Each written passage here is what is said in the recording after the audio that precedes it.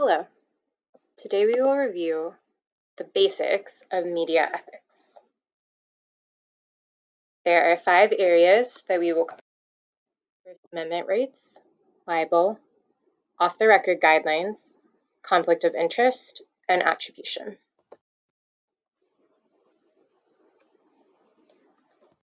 For your First Amendment rights, there are 2 key court cases that you should know. In the Tinker case, the Supreme Court ruled in favor of students who wore black armbands to school to protest the Vietnam War. This is considered a victory for free speech, as the Supreme Court said that students do not lose their rights to free expression once they enter the schoolhouse gates. Hazelwood, in contrast, placed restrictions upon student journalists. In that case, the Supreme Court upheld a ruling by school administrators who wanted to censor a paper for publishing articles about teen pregnancy and divorce. The standard that the Hazelwood court case set is that if an administrator can prove that an article would disrupt the educational environment, then that article can be censored. There are 2 parts of the First Amendment that give student journalists freedoms: freedom of speech and freedom of the press. The expression freedom of expression is found in some of the Supreme Court cases mentioned above, but it is not part of the First Amendment.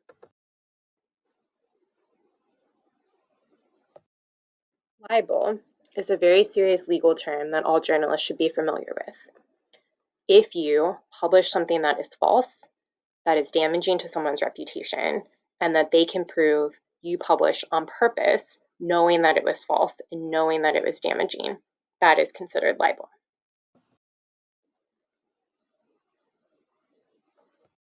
To defend yourself against libel, you simply need to ensure that you are telling the truth. In that case, you will be covered under the First Amendment.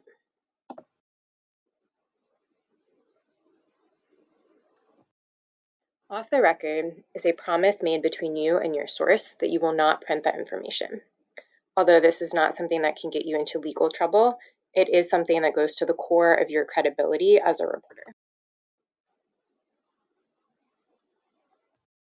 If a source asks to go off the record, your first reaction should be to ask why, because you can often talk a source into changing their mind.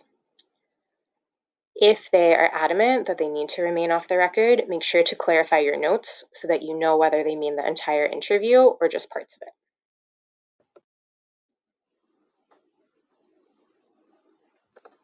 Another term you should be familiar with is conflict of interest. This is any sort of inappropriate personal connection between a reporter and their story. For instance, if you interviewed a family member or someone you're dating, or maybe your best friend, all of those would be considered some sort of conflict of interest. This is sometimes hard to avoid if you go to a very small school. So keep in mind, let's say you're a sports reporter, your best friend scores the winning goal in the championship soccer game, you would still interview that person. But when you can avoid conflicts, please make sure to stay as objective as possible when you're choosing your sources.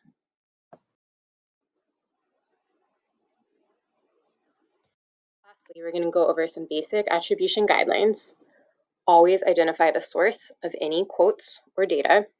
Make sure to give credit to the original reporting when necessary. So tell us which newspaper or media publication did the original interview.